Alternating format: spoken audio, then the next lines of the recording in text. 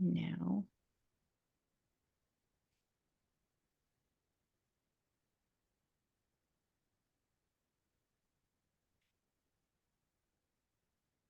Have the computer very close to my face this time. Oh, all right. So it looks like the people that are joining us slowed down a bit. So we'll go ahead and get started, and then people can join as they can after we're doing our introductions and whatnot. First and foremost, we have to say a huge thank you again to Miss Jasmin Turner for coming out to share her experience as a researcher, as a doctoral student, as a person that is passionate about our community, people that are living with the disorders of corpus callosum and their families and loved ones. And so we always so appreciate your time. Thank you for sharing it with us. And tonight, I think we have a really special topic, especially for the start of the new year, right? From challenges to triumphs, the power of grit for individuals and families dealing with DCC. So, certainly grit is an important topic, but as we start the new year, having that focus on really being able to make it to that next level, right, is so important. So my name is Deanna Kalala. I am the chair of the community committee for the NODCC, and I have just so enjoyed being able to put on these Connect and Reflect series discussions for you, where we talk every month about different topics that are relevant to adults with DCC and their families, or people with DCC and their families. And we bring on different researchers every time. We have different topics every time. So this month, we're focused on grit and perseverance. And we're talking today first with Jasmin, but definitely come back on the 30th, where Jasmin will be moderating a panel of adults with a DCC. And they'll be talking about their experiences with grit, with overcoming challenges, with what life has been like both throughout their childhood and as an adult with DCC. So definitely come back. Just a couple of housekeeping items for tonight. We want to hear from you. We want your thoughts in the chat. We want your thoughts in the Q&A.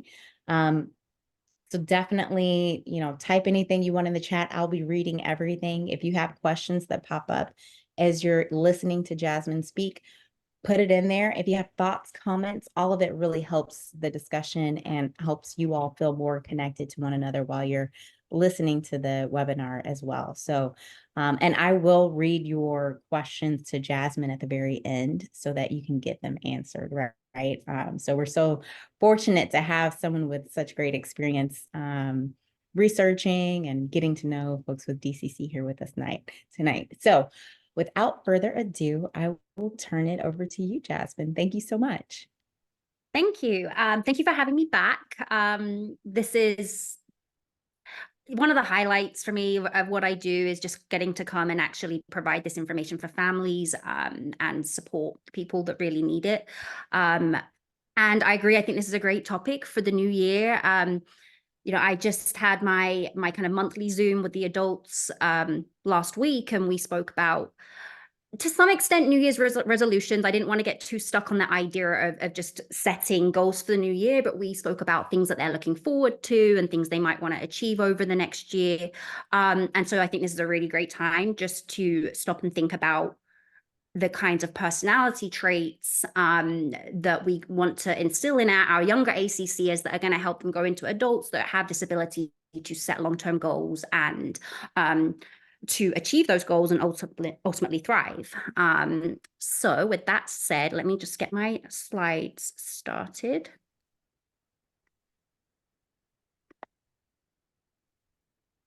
Okay, I think we're good. So like Tiana said, we have the panel on Tuesday next week. I think it's on the 30th. And so one thing I want to highlight is that tonight's talk really will be, I'd say, more broad when we're thinking about grit. Yes, we're going to apply it to families dealing with a disorder of the corpus callosum, but I think pretty much everything, or almost everything, that I say tonight is applicable to everyone. And in fact, as you're thinking about questions that you might have, I don't want you just to think about your child or your loved one with a disorder of the corpus callosum. I also want you to think about building grit in yourself, especially for our parents and caregivers. I think the best way that you can kind of cultivate this in your kids is to model that. And we will talk about that quite a lot tonight. But learning how to develop grit in yourself so that you can model that, and then they're going to pick that up from you. And I think that's the easiest way, if anything, for you to approach this. So please feel free to ask questions about, about yourself as we go through this. The other one last thing I want to mention before I get into kind of the overview is because we do have that panel with the adults next week, I will stick more specifically tonight to what are the different ingredients in grit and how can we promote some of those ingredients, more specifically in kind of school age kids, and I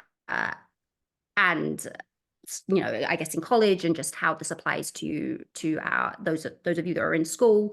I will focus more on kind of the lived experience part when I'm with the adults next week.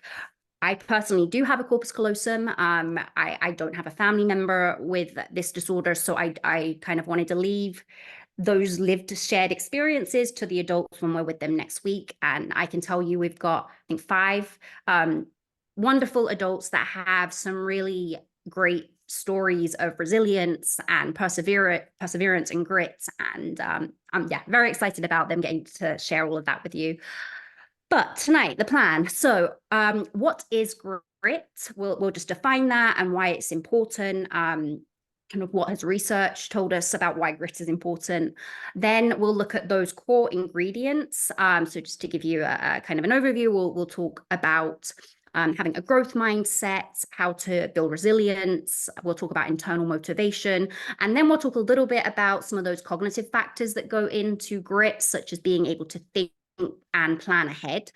And as we go through all of those different pieces, we'll talk about how to promote those different ingredients in individuals with a disorder of the corpus callosum, as well as in yourself.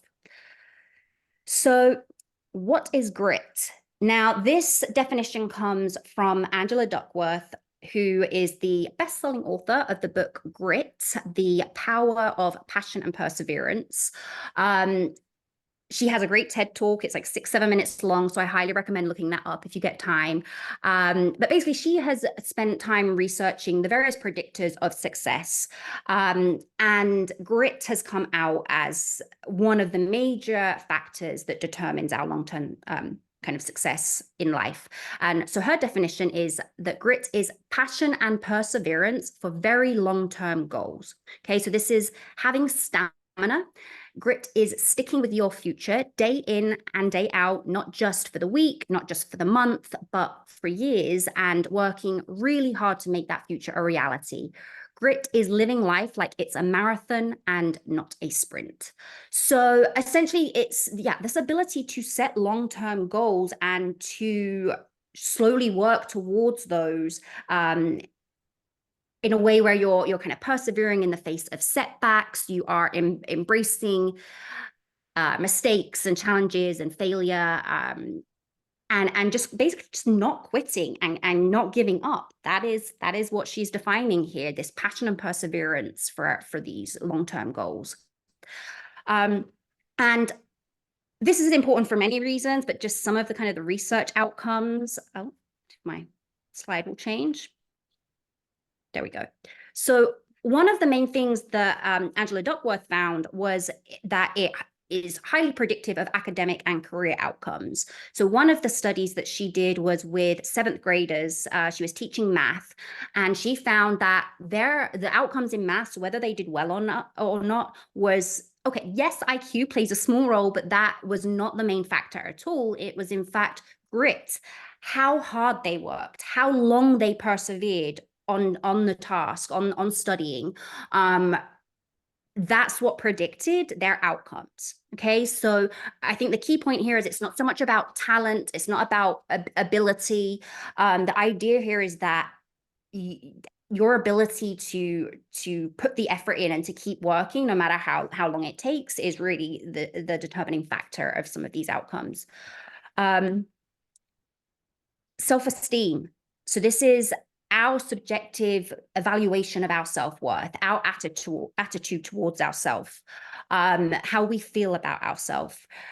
this is highly related to grit. And I think this makes sense in the sense that if you are someone that has the ability to, you know, be passionate about your goals and to stick with them and to persevere and to achieve those goals, you're going to feel better about yourself, right? If you know you're someone that's capable of achieving the things you set your mind to, you're going to feel much better about yourself and your ability, but also just the success of those things you're able to achieve is going to contribute to that sense of self-worth. And then tied to that, the last two things I have on here, so happiness and mental well-being and life satisfaction. So in general, what we're seeing is the more gritty you are, the more kind of resilient that you can be, the more passionate you are about your goals, the more that you can kind of overcome setbacks, the better outcomes you have life-wise, the higher self-esteem is going to be, you're going to be happier. That then leads to kind of just better mental well-being, less depression, less anxiety, and overall better life satisfaction. Okay, that's why it's important. So moving on to the ingredients. Hold on, how am I doing on time? Okay, need to keep an eye on that. So moving on to the ingredients. If you Google what is grit or what are the components, you'll see a lot of different things. And I've gone with kind of these 4 core ingredients that you tend to see come up the most commonly. Plus, I just like the whole, I've forgotten what this is called, but the GRIT thing. So we're going to go through these 4, and I will have slides on all of these. I will define them.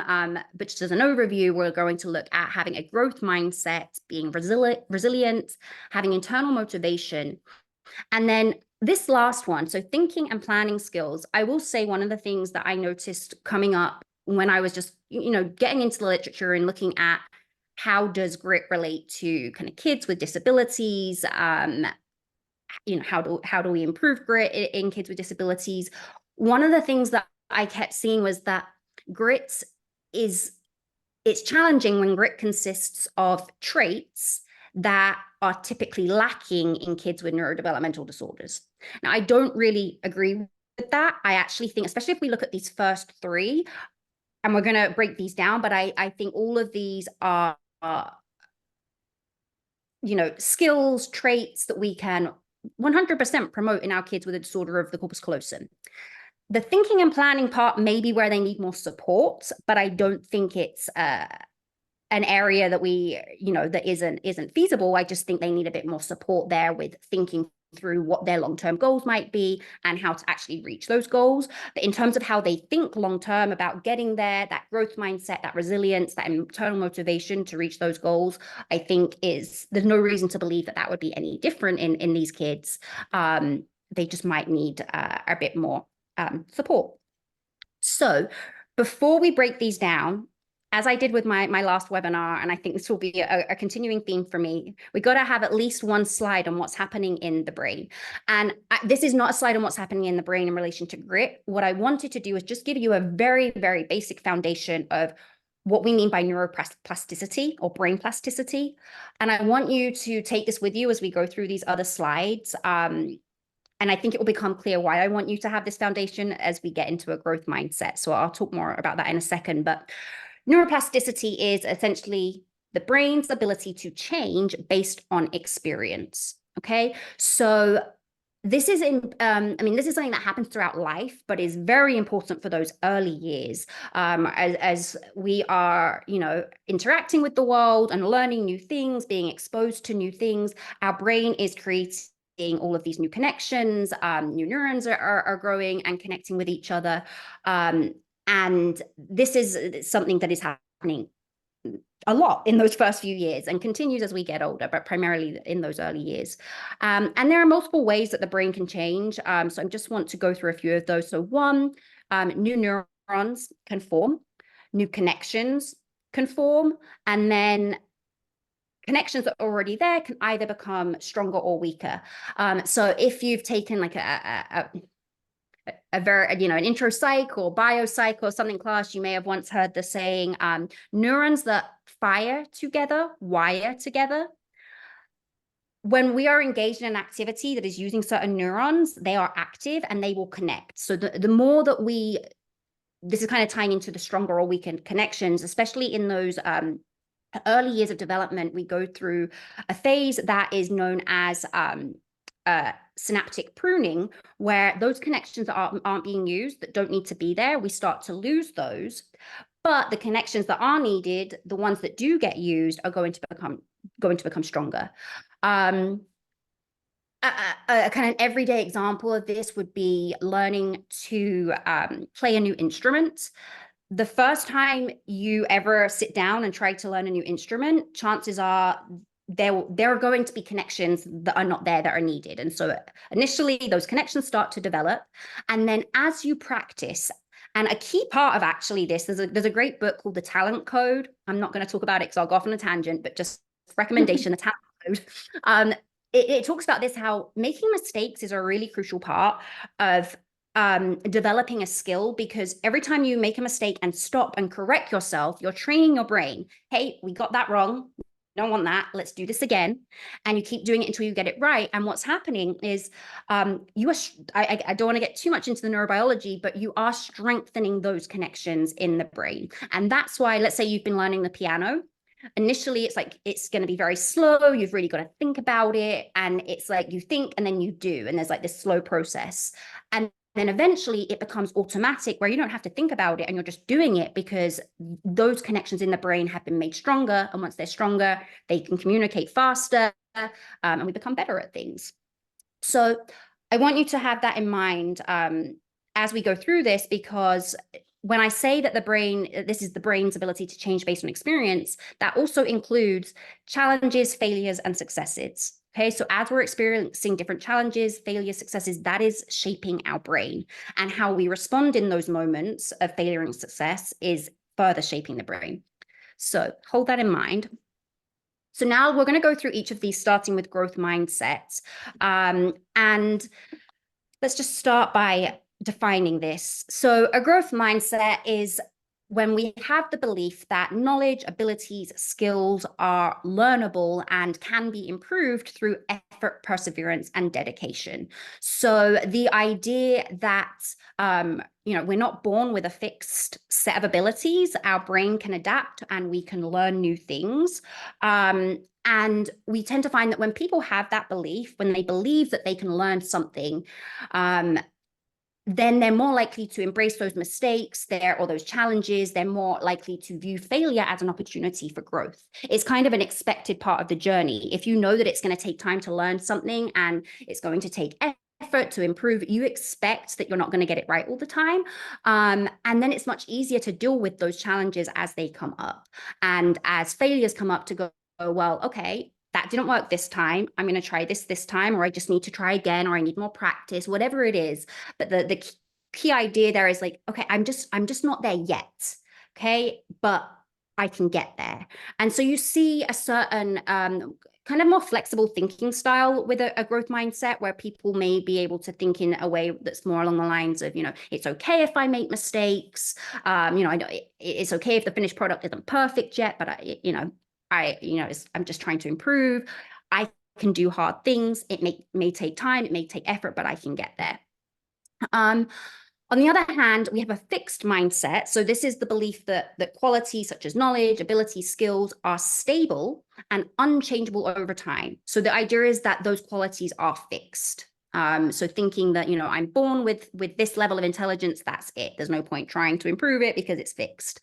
And unlike what we see with the growth mindset, is kind of the opposite here, whereas people that have that fixed mindset are not only more likely to quit sooner when something gets hard. They might think, oh, I can't do this, so I should just quit.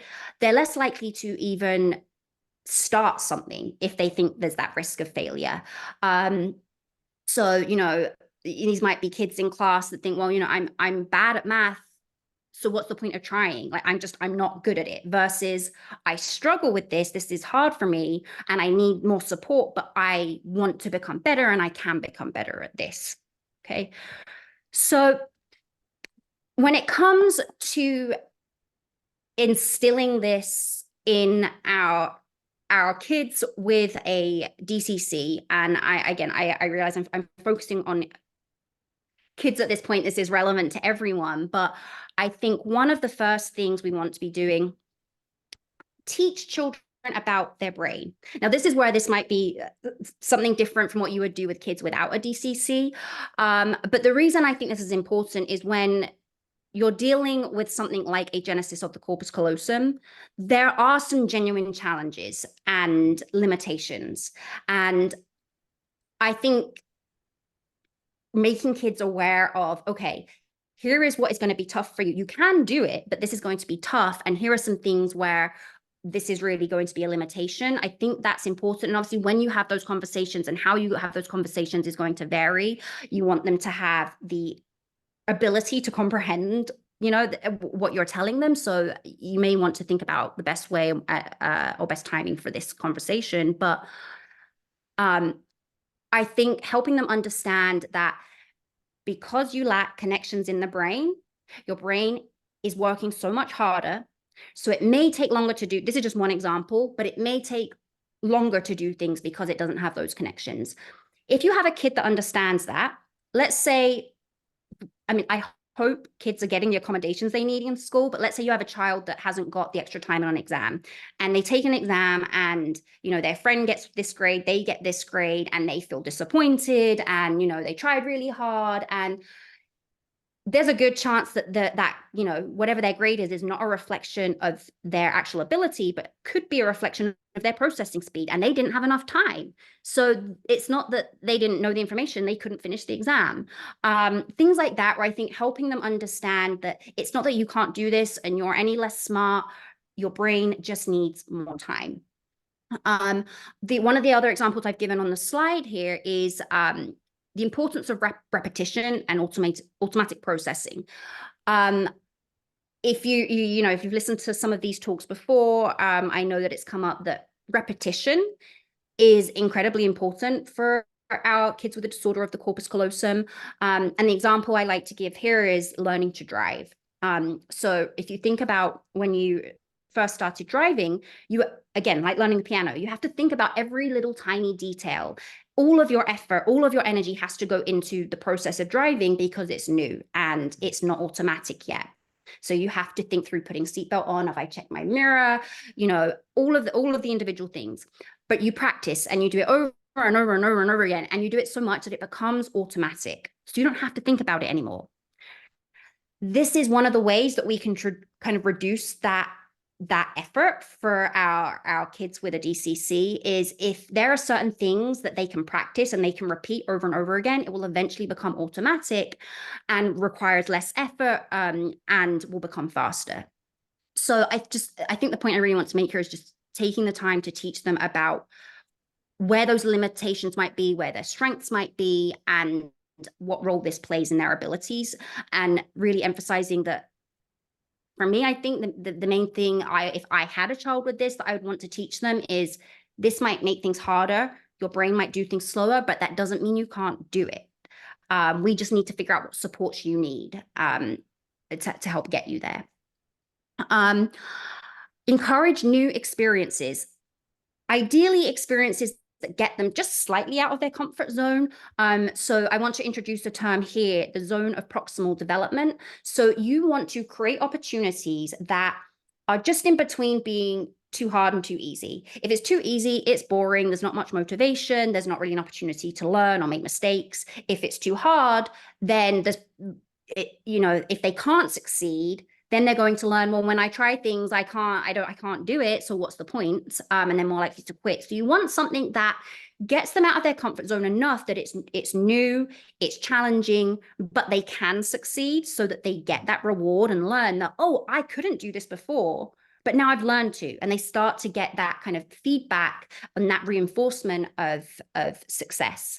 If you can identify and use the strengths that are already existing. If there's a certain skill you want to teach them, if you can kind of scaffold that using an existing skill, I highly recommend that. One of the examples I put this here to remind myself. An example I wanted to give was also riding a bike. When you teach a kid to ride a bike, you don't immediately say, here is a two-wheeled bike, go for it, right? You work with where they're at, and maybe you have a little tricycle to begin with, or a push bike, whatever it is, but you scaffold, you wait for them to achieve riding the bike with 3 wheels before you move on to the bike with 2 wheels. So thinking about how you can create the appropriate level of difficulty.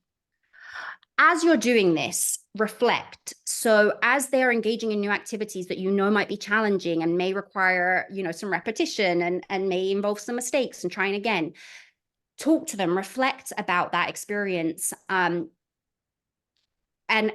ideally focus on kind of some of those aspects of failure and how they can learn from that. So what happened, what went wrong? How did it make them feel? How did they overcome that particular setback or failure? What worked? What didn't? How can they improve next time? Now, I'm not saying you should ask these questions and expect an insightful response straight away. Obviously, this is an opportunity to model that, to, ask these questions and talk it through with them and provide the language so that this is a skill that they can start developing. And something I kind of already mentioned here, and this is actually, I need to introduce Carol Dweck here first. So down here at the bottom, we have a quote from Carol Dweck. There is another great TED talk that I recommend that talks specifically about a growth mindset. And she emphasizes the idea, or kind of promotes this idea of emphasizing the power of yet. So the idea here, again, with a growth mindset is that abilities, skills, they can be learned. And so when kids are getting frustrated and they can't do something, I think the important part here is emphasizing that it's not that you can't do this, you just can't do this yet. It's not a skill you've developed yet. And this promotes the idea that like you can, if you work hard enough and you put the effort in and you practice this, like you can get there. Okay, all right, I realize where we are on time. I've maybe squeezed too much into this. Okay, resilience. This is the ability to bounce back during or after difficult times. Obviously, a component of, or a trait that is just important for everyone to work on developing, but I think particularly anyone with a neurodevelopmental disorder or a difference. And I think particularly with our individuals with a DCC, it's not just the regular kind of ups and downs of life that they need to be resilient to, but they also have these additional everyday challenges that include things like just friendships and navigating relationships. Changes in routine can be difficult. Sensory information, loud noises, what they're wearing, having to, maybe they're going into a class where they're going to have a new teacher, new classmates. These are things that might be challenging for everyone, but when your brain is working so much harder and slower and struggles with social cues, and like this requires some resilience to deal with those setbacks and keep going. So here we go. There we go. So some things to help kind of build resilience. Embrace mistakes. As those mistakes happen, as failures happen, that is an opportunity to learn from that mistake, to learn from that failure, and to try again. So use those moments. If something has not gone well at school and they're not happy about it, talk about it. Where is the opportunity to help it go better next time? Or, use those as opportunities to learn from. This is, I think, a really key point here. Let them experience frustration. I'm sure it is so hard when you see your kids maybe struggling. It could even be the little thing like tying a shoelace, trying to cut a piece of food. You see them struggling, and especially for our DCCers, things with coordination, I imagine these are the kinds of things that might be a little challenging. You want to jump in and do it for them because that's easier. Let me tie your shoelace. Let me cut you, like, that's it removes that frustration for them, but then they don't learn. And those are kind of minor examples, but even I think things at school, frustrations, things with friendships, there needs to be a balance between knowing when to step in and support them and knowing when to let them fail and let them figure it out. And that's ultimately going to help them build that resilience, let them sit with that frustration and work through it. I also think if you step in, those moments when they're frustrated are a sign they're getting there, they're trying to figure it out. And if you step in and remove that frustration, you also remove the opportunity for that win to actually get through the frustration and get that success. So I think it's important for just letting them see, if you get through this frustration, this is the outcome. Like, this is part of the process. Spotlight. So highlight mistakes and failures.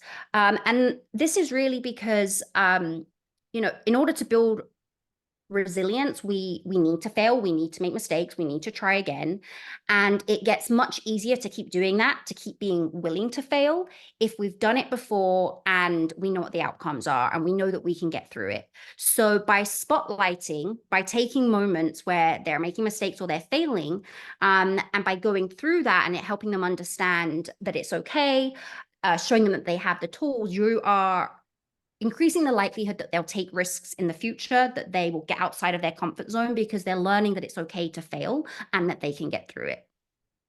This last piece, I'm not going to go into detail because of time and because this was we spoke about some of this in the last webinar, and I'm sure we'll talk about it in the future. But I think a big piece of building resilience comes back to emotion regulation, helping them identify what they are feeling in the moment, just labeling the emotion, empathizing with them. Yeah, doing something new is hard. Not doing well on an exam, that's frustrating. Or, whatever it is in school that they're trying to do and whatever the frustrations are, just empathizing and letting them know they're not alone.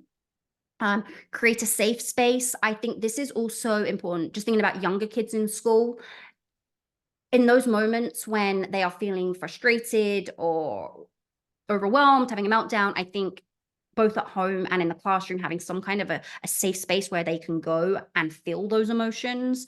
I spoke about this in the last webinar. I don't think the goal is to prevent the emotions. They're there for a reason, and it's just creating a safe space to regulate those. And another aspect of building resilience is cultivating a positive inner dialogue. I'm going to talk about that a little bit more on our next few slides as we get into self-efficacy. So we'll hold that thought. So internal motivation, we're really looking at that kind of passion and perseverance to keep going with goals. I would say this is something that many of our DCCers already demonstrate. A lot of them have, very specific interests that they are passionate about. I know that we're going to hear stories next week from some of our adults that demonstrate a lot of perseverance. I think the hard part, and we'll get to this in kind of the thinking part, but the hard part is taking that passion and that perseverance and directing it towards the right thing. So find purpose. What is important to them? Again, I think as we're going into the new year, this might be a good conversation to have, especially with the older kids, of like, yeah, what's important to you this year? What do you want to work on in school? Or maybe the focus is friendships, but figuring out what kind of goals do they want to be working on, what has meaning for them. Visual reminders. So this could be a really fun activity to do with them, I think, is once they've said, or once you have an idea of what their purpose is or what some of the things they are this year that they're looking forward to, or goals they have, or things they want to achieve, we need to create some kind of visual reminder for them to remember, like, these are the goals. And I recommend like keeping it to a minimal number so that it's achievable. And we are going to talk more about that. But the idea here is just get them, whether it's a dream board, vision board, like a sticker chart for, okay, when I do these things, I get a star, but something where they see it and are reminded of what those goals are to kind of maintain that internal motivation. Share stories. So I've only put a few things on here. I could have easily put together like a huge list of things that I found online of like, okay, what are some good kind of movies or kids shows or whatever of, stories of perseverance. The first thing here, Harry Potter books, the idea, and this is if you've got teens or adults or even kids that love Harry Potter books, pointing out to them, I mean, I don't know how many times it was, but J.K. Rowling had to submit that so many times before it got published. And that is a great example, I think, of just perseverance. And when you get a setback, you keep going. Any kind of like The Little Engine That Could, Finding Nemo, there are so many good movies and stories that just are an opportunity to talk about these characters and like, you see how this was their goal and this is what got in the way, and you know, they had to come up with a different plan, but they kept going. Like, these are opportunities to kind of have these conversations about grit. All right, I'm gonna go a little quickly through these last few things just so we have lots of time for Q&A. But one, just research side for a second, one particular theory that I quite like is that whether or not we are motivated to do something depends on whether or not we believe we can do it. So self-efficacy is kind of this perceived personal capability to attain our goals. So whether or not, for example, yeah, let's go back to the math example. Whether or not a child is motivated to study for an exam is probably going to depend on how well they think they can do. If you've got a child that thinks they're capable of an A, they're going to study for an A because they think it's possible. If you have a child that thinks like, I'm going to fail, I'm terrible at math, what's the point? Then they're not going to be very motivated to study. So with kids that have more of a low sense of self-efficacy, you tend to see that they'll shy away from challenges if it's something that they feel is beyond their capability. If they don't think they can do it, they won't try. Versus those with a high sense of self-efficacy, it's not that they think they can do everything, but they know that if, again, comes back to that growth mindset, if they keep trying, they can get there. And so challenges are seen as obstacles to be overcome rather than as a reason to quit. So ideally what we want to be doing is instilling this sense of high self-efficacy. So a couple of ways to do this. One, we want to be rewarding or reinforcing the behaviors. The goal here I want to highlight with internal motivation is that the motivation is not being driven by external rewards. And so it's not about rewarding them here in a way of just provide an external reward. The goal here is to reinforce that effort and the trying behavior. So praise the effort, not the actual outcome or the ability. It's not about whether they can do it or not, or whether they're going to, but the fact that they're trying. And helping them recognize through that process that failure is normal and that's not a reason to stop. That's a reason to keep going. It's kind of part of that journey. Write it down. So keep a record of their successes. And make sure they know that you're doing this. That's kind of the idea here. This is a reward for them where you write it down. It's like, oh, remember, like you can go back and look through it. That time you couldn't do this and you kept trying and then you managed to get there. So the goal here really, yeah, the quick wins, great, put them in there, but also include those times where they had to really work hard towards something and persevere as a way to almost kind of build that kind of memory store of times where it's like you couldn't do this and now you can because you tried. And it's examples that they can bring to mind in those moments that are challenging. They're thinking, I can't do this, I just want to give up. It's like, well, I've done this before. Okay, couple more slides. So this is the part where you can have internal motivation, you can have a lot of resilience, you can have a growth mindset. I think that in itself is all great and probably the most important core parts. The last piece is really then, where does all of that energy and perseverance go? What kinds of goals are they setting?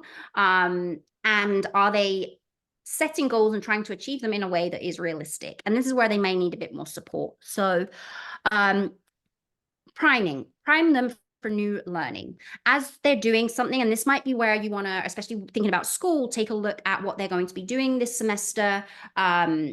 Maybe focus on some of the areas of strength or weakness, and talk to them about, remember you're learning this is new, so you might make some mistakes. That's okay. Mistakes are part of learning. Use it as an opportunity to, again, kind of emphasize that mistakes and failure is a part of the process and that's okay.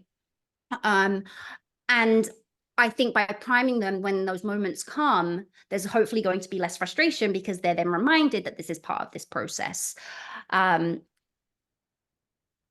Goal setting. So helping them set realistic short-term goals. Yes, you might want to identify a couple of long-term goals, but I think especially with our younger ones, maybe right now the goal is just like, let's work on this by setting some short-term goals, maybe in class, at school, at home, but find some opportunities to set some goals that they can work on. Ideally ones that I'd say start with achievable ones so that they get that experience of trying and succeeding.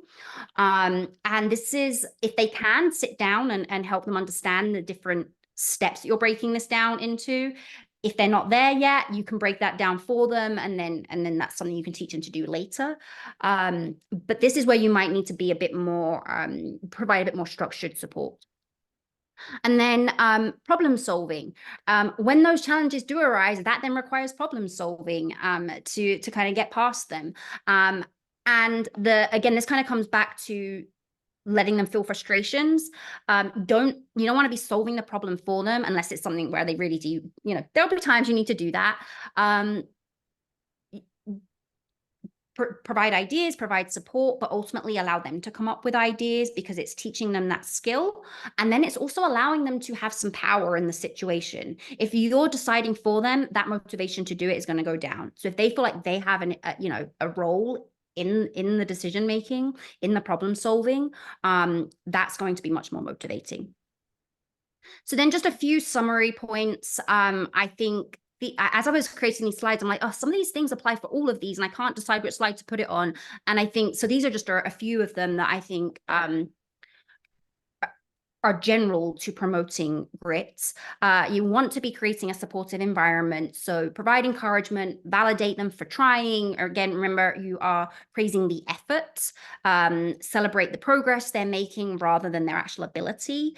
Help them set realistic expectations so that, yes, they are still going to have setbacks, but if they're setting completely unrealistic expectations, there's going to be a lot of setbacks, a lot of failure, and that's not going to be promoting a grit mindset. It's going to have the opposite effect. So help them set expectations and goals that they can genuinely work towards. And then develop this in yourself, work on this in yourself. Model failure and perseverance. Highlight it when it happens for you and show them the ways that you embrace mistakes and learn from them. Start to pay attention to your own self-talk. As you face setbacks and challenges, do you have more of a growth mindset or more of a fixed mindset? And how can you either promote, if you find you've got a growth mindset, maybe you want to start talking your thoughts out loud a bit more so that they can kind of pick up on that. If it's a fixed mindset, maybe that's what you want to work on so that you can model that. And think about the language you're using with them as they are going through successes and failures. Again, those growth versus fixed mindset kind of thought patterns are going to come out in the language you use as you interact with them in these moments of success and failure. So I think paying attention to that is equally important. I will stop. I apologize. This was way longer than I expected it to be tonight, but we've got time for questions. So please bombard me with questions. No apologies needed at all. That was amazing to go through. I was asking in the chat, my chat got messed up, but I was asking in the chat if folks had read this book by Angela Duckworth.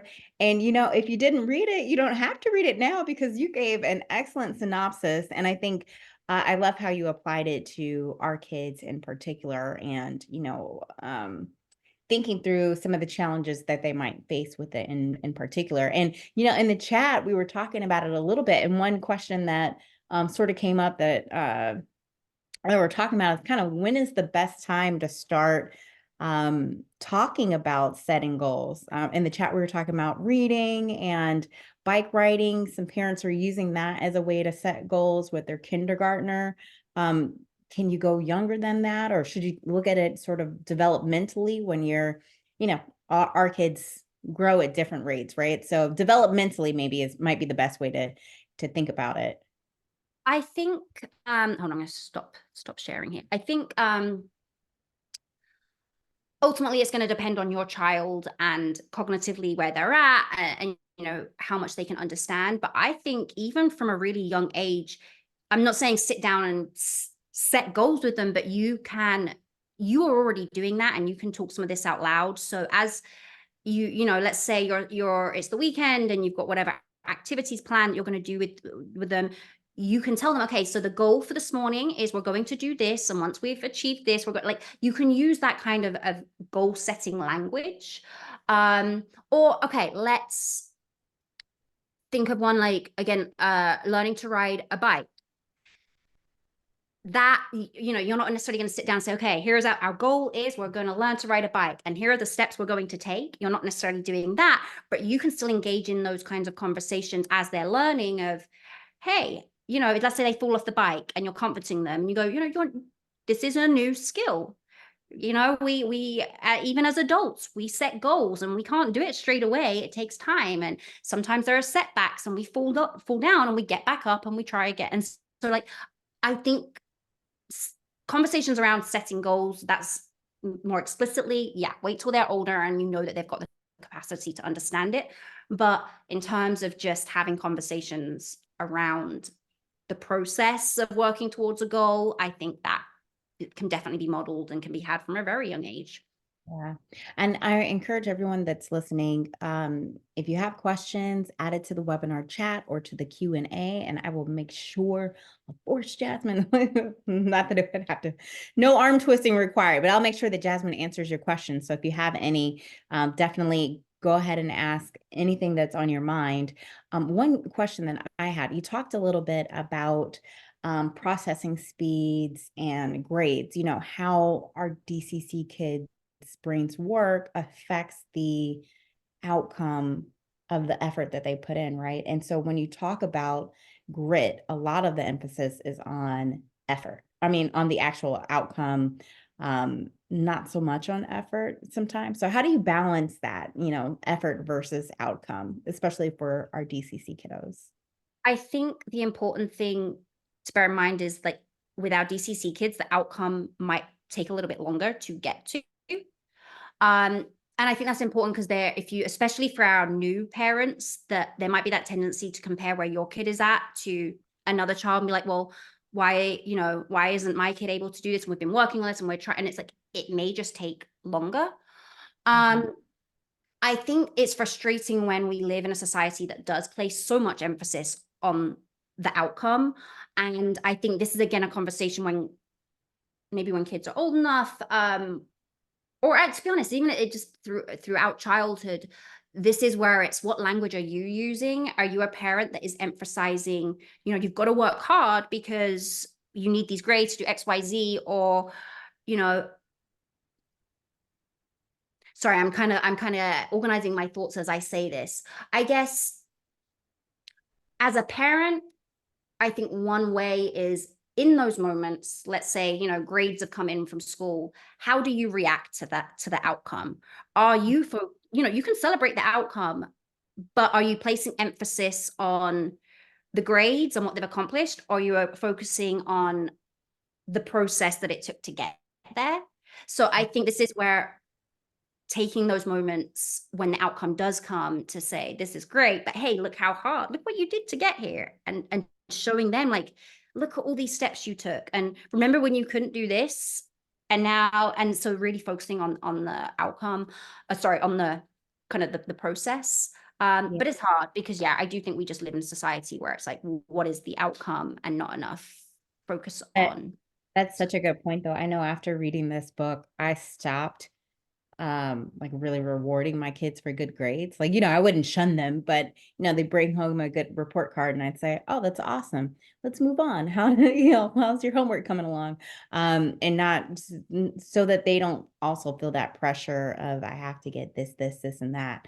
You know, they're more internally motivated. So that's helpful to hear.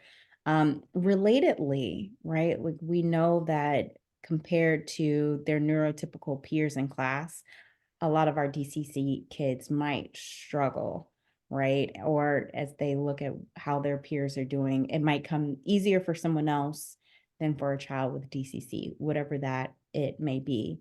And so, how do you recommend that we as parents help our children better deal with setbacks and with frustration? I know, you know, frustration can be so difficult of an emotion to handle. So what do you think we can do?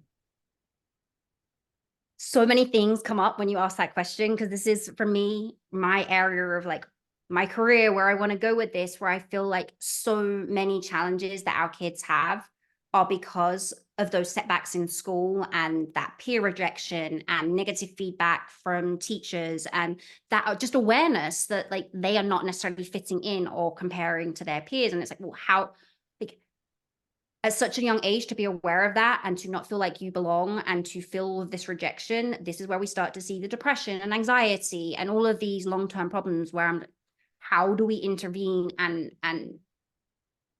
kind of prevent that pattern? And my honest answer is I don't know yet, but what I do think is important is helping them feel validated and that they belong and have at least some good connections. So I would prioritize just thinking that if I had a child in a situation, what my inclination would be is, number one, make sure I have a good relationship with them to be able to talk about what's going on at school. If they're not coming home and telling me, I can't do anything. So making sure that I'm inquiring and having the right conversations to know what the specific challenges are. The main thing that comes to mind is I want to make sure that they've got a support person or two or three at school, because I think the hardest part, like the reality, like setbacks are going to come, frustrations are coming, like school is going to be hard. We can't necessarily fix that, but it's that emotion regulation piece of when those challenges do come up, are you prepared to deal with this? What are you going to tell yourself? How are you going to regulate this? And I think having at least one really good friend at school, and maybe you need to tell them like, hey, you've got this friend. They, when this happens, when you're feeling this way, can you go sit with that friend so that you're like, here is your support person. Go sit with them when you're feeling this way. And what you're really trying to do is regulate that emotion that they're going to be feeling in that moment. So that's just one thing that comes to mind. Obviously, I think there are situations where not every teacher is great, unfortunately, and it may be working with the teacher to help them understand the best way to support a child with different needs and to make sure that they're not responding in ways that aren't helpful. Especially in terms of processing speed, making sure, teachers aren't rushing them or saying, well, why haven't you finished? Like making sure they're on the same page to kind of reduce some of those challenges. I'm going to pause there, but I could say so much in response to that question. Well, that was already helpful. And even just, framing how difficult it might be for a child dealing with that, and the long-term impacts of, having that experience as like a common experience for folks with DCC. That's something that we kind of all need to noodle on for a bit because, I agree with you that that probably is a very common experience from what I've heard. We do have a great question here, which is how do you model rewarding positive progress and outcomes when achieved? So they said, we talked a lot about detailing the efforts to overcome difficulties, but what about focusing on positive outcomes? How to maintain their good behavior, for example, to encourage grit? It's a great question. Yeah. And this is where I think it comes back like spotlighting. And I emphasize spotlighting on the challenges, but I think spotlighting those successes as well. I think just, yeah, like you hope they're aware in the moment of these kind of wins, but they might not be. They might need you to be like, hey, do you realize that this is a big deal? And actually, one of the things that research, and I can't remember where my brain is pulling this from now, but I remember someone teaching me, like, we get a much greater dopamine response. So when something's rewarding, our brain is releasing dopamine, and that release of dopamine is greater when we share our win with someone else.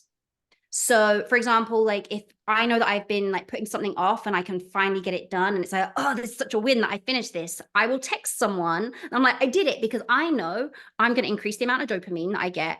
And in turn, I'm increasing the likelihood that I will complete things in the future. Essentially, that dopamine, that is important. That part of the reward process is important for making sure we want to engage in those behaviors again.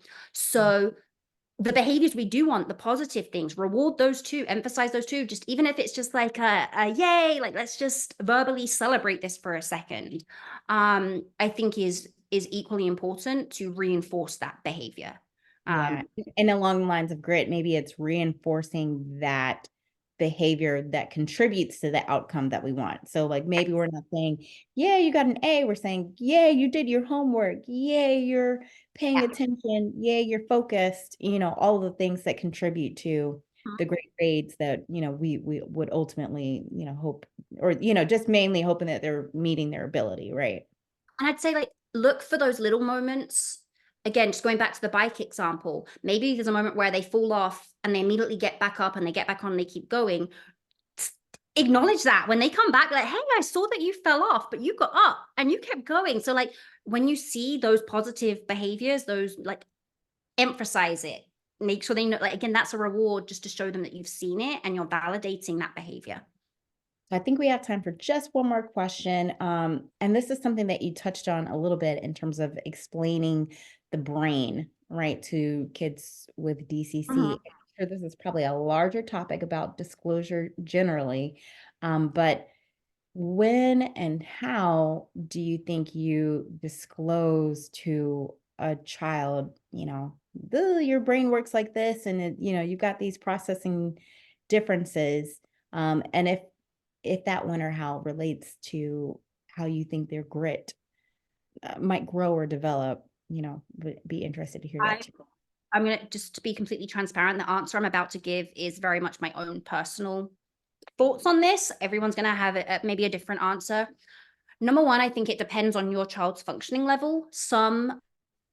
It may not be necessary initially because they're keeping up with their peers. It's not noticeable that there's anything different. It may not be needed to say anything. There may be other kids where there are more obvious challenges and difficulties where it's worth saying something younger.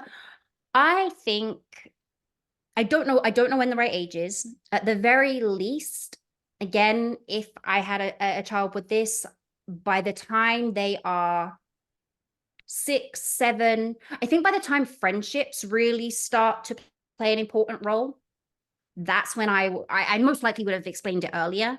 But I think that's when, if you haven't by that point, it becomes very crucial because 6, 7, 8, especially, I mean, those are kind of, I think friendships are becoming more important. When you get to like 9, 10, 11, that's really where we start to see more of that self-comparison start to happen, and like, where do I fit in and do I belong?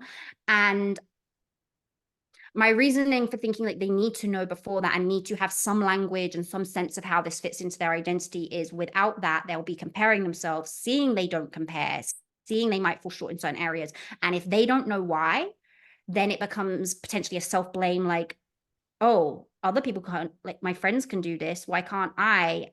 And then you've got that negative kind of thought cycle of what's wrong with me and why can't I do this?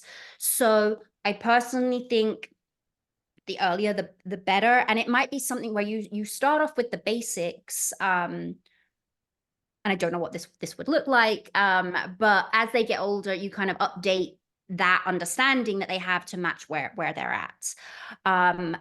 Early on, I think even just knowing like, hey, you have less connections. We've got so many great analogies, the whole freeway, highway, whatever, like using those analogies to explain, like, you have less connections, your brain is working slower, so things are going to be harder. um just, yeah, whatever. I think, again, it also depends on what your child struggles with and what's going to be relevant for them. But I think just helping them understand, like, you're different and that's okay. And you might notice that, you might be aware that you think differently, or your friends do things differently, and like, that's all right. um maybe even That preparing them for that rejection a little bit, which is a hard conversation, but just preparing them that, like, hey, kids aren't always nice to kids that are different.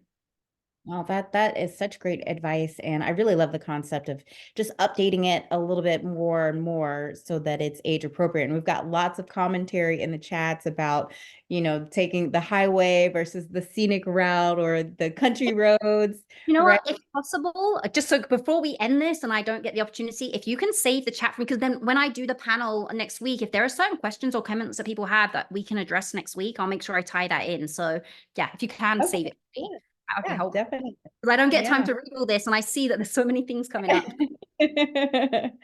Well, I just have to say thank you, thank you, thank you. This was a tremendous presentation. And I think it just gives us all a bit more hope and obviously a lot of guidance on how we can help to make sure that our DCC loved ones and folks with DCC that were here themselves can push themselves and feel good while doing it, right? Like everybody's going to meet their ability in their own time. And like you said, it's great.